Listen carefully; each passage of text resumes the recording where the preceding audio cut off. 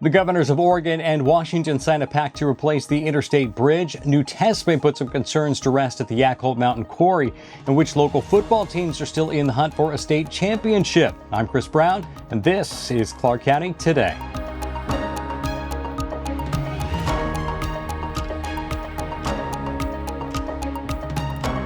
Well, very happy Friday to you. Let's start off with a story we brought you on Monday. The governors of Oregon and Washington sitting down in Vancouver to sign a memorandum of intent over the need for a new interstate bridge along I-5. It is the only stoplight between Mexico and Canada on the I-5 corridor.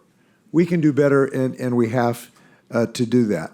Washington Governor Jay Inslee and Oregon Governor Kate Brown were joined by their top transportation officials as they signed a document pledging that both states will pursue a new interstate bridge project in earnest, nearly 8 years since the Columbia River Crossing project collapsed, with Washington walking away from the table. Coming out of a recession that hit both of our states very hard, we've learned that we have to focus on preparation. As we look ahead to an eventual downturn, we have to invest in the bedrock of our state's economies, and that's infrastructure. When working properly, infrastructure goes unnoticed, but without it, we're literally in for a bumpy ride. The memorandum says mass transit will be a part of any new bridge, though both governors said they're open to alternatives other than light rail. While they didn't say what funding options would be explored, Vancouver Mayor Ann McInerney-Ogle said she fully expects tolls to be part of the new bridge. Each time we go back to Washington, D.C., we ask that same question, and each answer is there are no projects that are not being tolled. Every single project has a toll. We're not special. We would love for the federal government, and you heard Governor Inslee say 100% federally funded. You bet. Those days are long gone. We expect it to be part of the conversation. Both states have set aside $44 million to open an office with the goal of looking through previous work and then picking up the pieces of the CRC. The states have until 2025 to show substantive work or risk having to pay back $140 million to the federal government. I would love to start putting a shovel in the dirt in 3 years. Now, in his editorial this week, editor Ken Vance offered his thoughts on the governor's remarks. Vance focusing on my question, asking the governors to share what the most important element to the project should be. Now, the governors echoed each other, citing safety and the inclusion of a mass transit option. Vance objected, citing evidence that the existing I-5 bridge isn't ready to, quote-unquote, fall down any day, as suggested by Washington Governor Inslee. Also, Vance once again pointed out that the majority of Clark County citizens don't want a mass transit element included in the I-5 bridge replacement project, and noting studies that show a mass transit option would likely be underutilized by the general public. As he has before, Vance concluded that his priority would be for a third crossing as the most appropriate project at this point. Well, some good news for those living and working around Yacolt Mt Quarry. Agency testing has been released showing no harmful minerals at the mine. Jacob Granneman has our update. After many months of waiting, test results for the Yacolt Mt Quarry have finally arrived. Back in June of 2019, after neighbors of the mining operation made claims of potential toxic minerals emanating from the mine, the U.S. Environmental Protection Agency opened a reconnaissance and analysis sampling process. No harmful minerals were found at the mountaintop mine, and agency representatives say this is consistent with the geology of the area and the pit itself. Mine operators J.L. Stordahl and Sons say they are glad to put the toxic dust conversation behind them. Yacolt Mt Quarry has been a point of contention for neighbors living in the vicinity for over 10 years. Initial tests done on behalf of two neighbors 2 miles from the mine by a private geology company in 2013 indicated the presence of the toxic minerals. Now, neighbors are, on the whole, pleased with the EPA findings, but many still say they have other concerns and would like their scientists to look over the EPA report.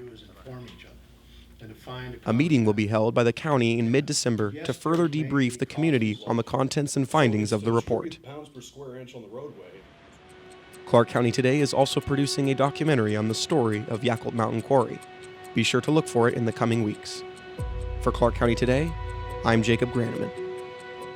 Well, after 26 years of sitting vacant, Block 10 in downtown Vancouver near Esther Short Park will soon give way to a new 5-story mixed-use building On Monday, Vancouver City Council approved tax incentives for the developer Holland Partner Group, which will allow them to skip property taxes on residential units for 8 years, amounting to around $772,000 worth of tax incentives.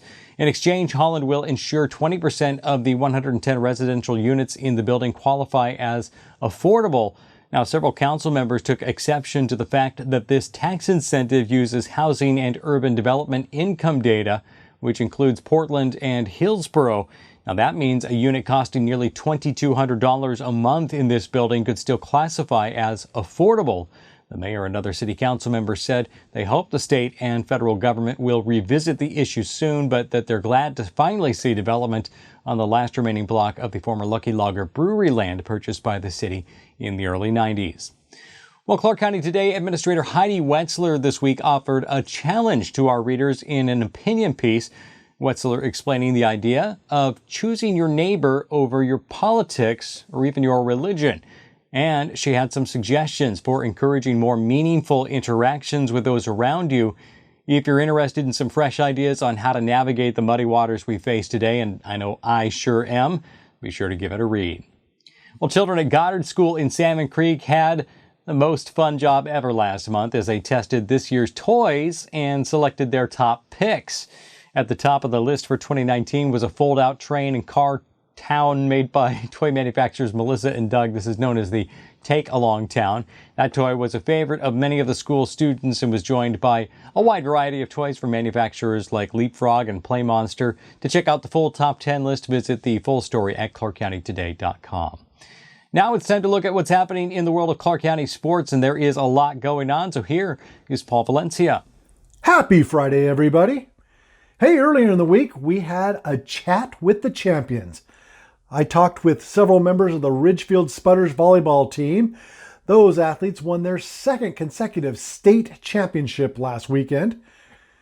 Hey, and we have a chance at a state soccer championship this weekend. 3 teams from the Class 2A Greater St. Helens League have made it to the Final Four in Class 2A. Ridgefield, Columbia River, and Hockinson. We had a video on those 3 teams as well this week. And on Friday, you'll be able to read the previews for high school football quarterfinals. Camas, Hockinson, Washougal, all in the quarterfinals. And as a bonus, for those going up to the road trip to Bellingham to go watch Washougal, I'll give you a track from Prince that you can listen to on the way up. Also this weekend, Class 4A state volleyball. Skyview and Camas are representing Clark County. That's it for this week. Keep checking clarkcountytoday.com over the weekend for playoff results. All right, thanks, Paul. And there is your quick look at some of the top stories this week at clarkcountytoday.com. Be sure to follow us on Facebook, Twitter, and Instagram to see when stories are posted and, of course, be part of the conversation. You can also send news tips and feedback to news@clarkcountytoday.com. And if you appreciate what we're doing, share us with your friends. For all of us at Clark County Today, I'm Chris Brown. Have yourself a great weekend. We'll be back with you next week.